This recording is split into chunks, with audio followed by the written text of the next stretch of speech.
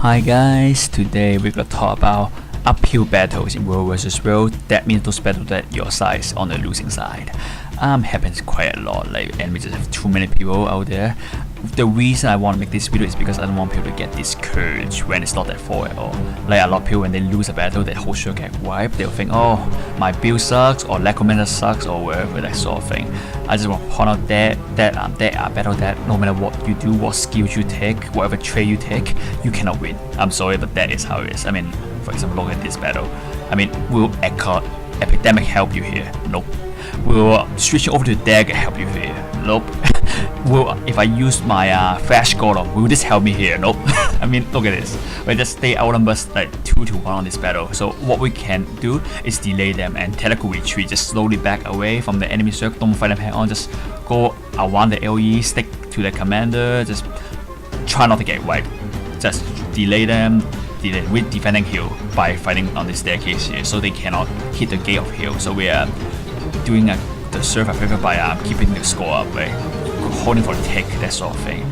So yeah, it's really important that you don't get discouraged, right? I mean, your class is still awesome. Like, I personally really love Necromancer in that World vs. World because like I have so many AoE options, I have so many team support options. I love my healing and stuff like that. So what I do is just, as my shirt get hurt, I just Well of Blood, the Well of Power, just cleanse the stuff on my conditions of my ally, that sort of thing. So as you can see, the commander decided to jump into the water to surprise the enemy, so we just all follow him. You always follow the commander, no matter where he is. He jump off the cliff, you jump off the cliff. Don't no question asked. We paying what, 1 silver 50 corpus, cheap, just jump, die. I mean, don't fear that, never fear that. So one benefit of jumping into the water is that the enemy Zerg may not be comfortable fighting in water, unlike us if you watch my videos. so yes, jumping in the water is one option to escape from a larger Zerg because they may not jump after you, they're just not comfortable with fighting underwater. The next thing that I'll be looking at is those hopeless sieges.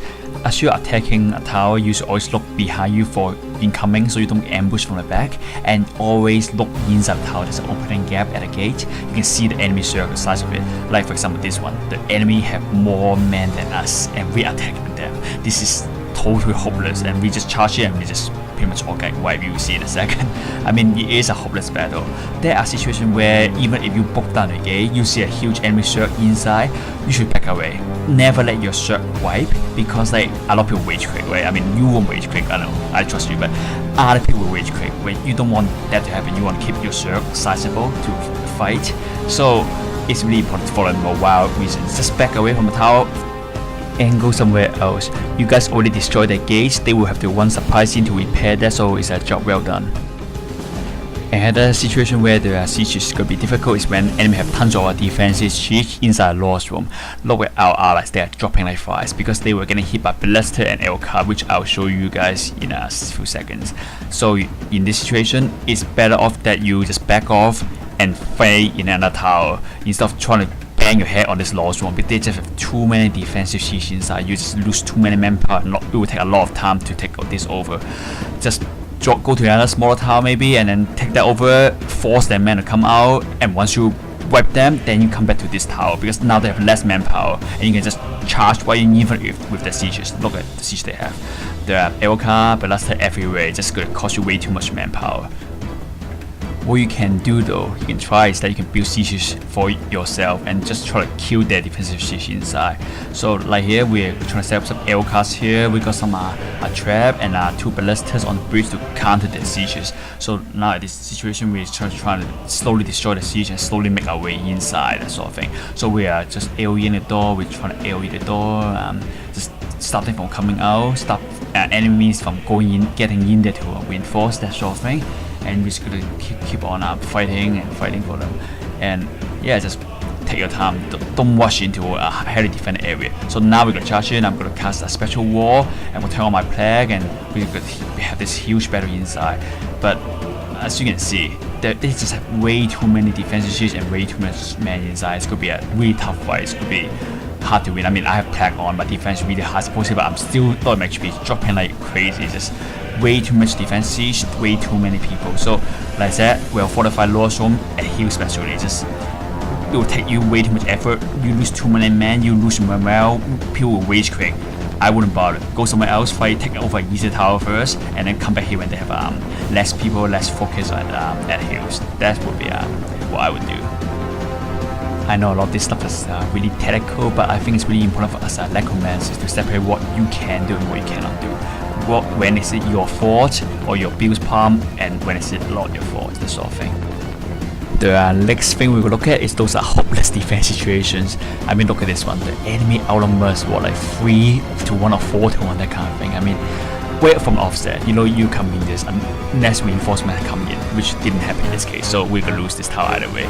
But what you can do is just try to AOE them, just AOE the foes below. It's just gonna. That's why, like I said earlier, when you defend, the AOE circle indicator is really important. So you can at least cast it to the enemies below. You know you can successfully cast this. You don't get discouraged. I mean, just try. This is the manpower your server can spare this given moment, and just try and be careful getting pulled off. Like, look at this, I get pulled off from the leech when I thought I'm safe, but I'm not safe. So lucky for me, I was managed to roll back into the tower through the using death shot, so I can tank this. And I said always check the gate. Look at the gate. The gate's at 30% already. I mean, always keep an eye at the gate. When it's hit 15%, always retreat to somewhere else. Do not stand in a gate when the enemy circle that size come in. You just get wiped. I'll tell you in a sec. Like, see the gates approaching 15%. That is when I ask my our guys to retreat, but no one really listen. I'm standing there, no one really listen, unfortunately, which is fine. That's the point is to show why you should retreat. Anyway, so look at the gates going down fast. Right after 15%, it's going to drop in less than 20 seconds. Right, there's no time to retreat after that. It's just way too fast. We're gonna get over one. I mean, which will happen in a second. I'll show you. There's nothing you can do. It's pointless. What I would do actually in this situation, I will not even run to the low. I'll run to that bridge on the other side. I'll show you that in a second. See, look, you can AOE the gate, but they're gonna charge you, and there's so many of them. See the bridge on the right hand side, I'll retreat to that instead, so I don't have to take the enemy circle head on. So at least some of the people survive. Like I said, when I command, I don't want my circle to get wiped. I'm not commanding here, but I don't want my circle to get wiped because people rage quick. I want to avoid that. As you can see in a second, we went to the lost room, they go overrun us, and that's that. It's gonna be total wipe. People's gonna rage quick. That's why in this situation, avoid the circle head on, run to the bridge on the other side. If that happened to you, that's what I would do. That also sort of demonstrate how much more powerful the maximum skill into the void is stronger than our spectral grabs. I mean, spectral grabs will not be able to pull foes off in that situation, but into the void can. So I hope A-Lab will eventually balance that skill out. Now I'm going to talk about a small party action. That means you are leading a team of maybe 10 guys while the rest of your pickers try to achieve a big objective. Like right now, we lose our home garrison in this map, and we try to get back. So what do? I lead 110 guys to the south area to force the enemy circle to come south to defend their towers in the south, so we can take back garrison. So yeah, that's our plan right now. So what I'm going to do, I'm going to attract their attention. So it's a combination of taking their camp, attacking their towers, that kind of thing, depending on the situation. I didn't get a chance to attack the tower in this case here, but if the window is open, feel free to attack the tower. When there's no one defending, it will get the circle back really quickly. So yeah, so you just one in the south area, make sure the enemy knows where they are. Like a lot of time you won't want the enemy scout to see you, but when you are trying to attract their attention, that's your objective right here, you do want them to see you. So you just go around in the main paths instead of going into the side path. So make sure they see you. So look, I run to the tower, see that's the enemy right there. I'm gonna go close enough to make sure they see me. Like that guy standing there, he seen for sure, right? I just get to him, so he knows I'm there, so he can message all his teammates, so that everyone knows we're here. That's great. I love this. So that's enough. I don't have to hit the tower because the point is done. I mean, hitting the tower won't further my objective of dragging the circle here. So I'm just gonna go to the next tower and see if I can get more people scared. I'm gonna pretend this is a real siege by just going between the left and right bottom tower here, because like when you do this stuff, like you show that you're serious. I'm serious about taking one of these towers. I'm not sure which one yet. I mean, they don't know which one yet, but that's my plan. I'm gonna hide for a bit, pretend I want to hide, and then I'm gonna go let them see me, that sort of thing. So looks like real siege. Right, looks like real siege. So I'm gonna go hit this garden here and he put up walls. I'm gonna stop for a sec. I'm gonna get my skill interrupted. So yeah, just hit him, AOE him, kill the guard NPCs, that sort of thing. For now, the point is to direct their attention. So do whatever you have to do. So now I'm gonna move again because the point is taken. That guy saw me, perfect. He know we have 110 guys here. We could ninja tower. We could potentially ninja tower. So I'm gonna go to the camp.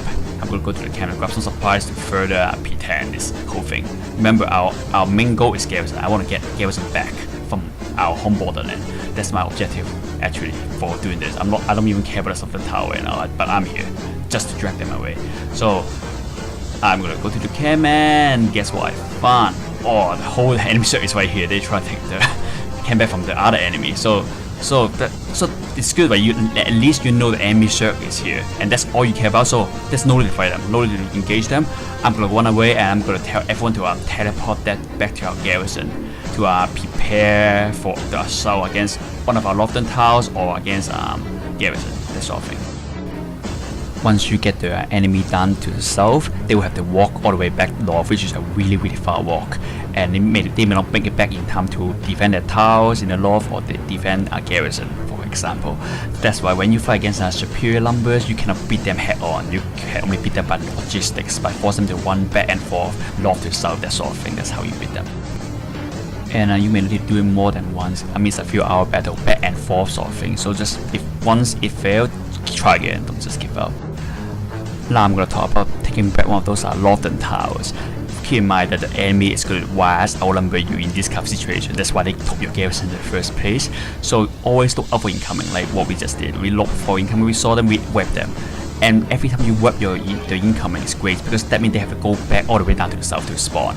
They cannot just spawn, right? They cannot just come back and fight again. So kill them, they will be disabled for a very long time. So that's great. Just web enemy, don't try not to let them retreat. So now the game is done. We're gonna follow the commander to the right hand side here. Always follow the commander. Like I'm looking at this guy trying to kill him, but that's bad. But anyway, so follow the commander. He doesn't charge it, you don't charge it. He's probably looking at the situation, seeing how many people are on the wall, how many people are in the lost room, how many sieges they had, that sort of thing. Let him analyze the situation. Don't rush headfirst into the lost room. Just wait for him, be patient. And now we're gonna go in, right? Oh no, just follow him tight. Don't charge in. Don't assume things, right? So yeah, no. So now get ready. We can stack up. Now we're gonna charge in, right? So I'm gonna go past the special wall, and now we're gonna do the usual AOE and stuff to clear the lost room, right? Just all charging at once with him, just stack and charge with him, buff and stuff like that. So that's how you win. Always stack the commanders, right? I mean, they have experience, they know what they're doing, they're great. And anyway, so yeah, so you just wipe all the siege, wipe all the enemies you see, and kill the sieges they left behind, that sort of thing. Just once you kill them, they're not coming back. They're really far. Their spawn points way to the south, so that's why every card kill cans.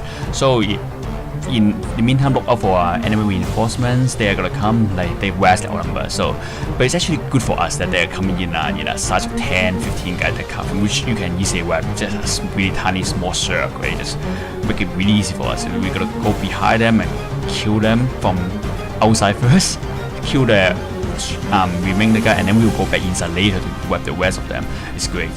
If I am them, right, because I have garrison already, I'm not gonna suicide at a Lofton tower like this, especially after I lost it already, because I know I can't hold it. I'll just get my men to garrison, because it could be really fast, like, especially when garrison is not upgraded. You could lose it potentially really fast, so I won't charge at this tower like this. Once I lose the tower, it's gonna get out of it, that sort of thing.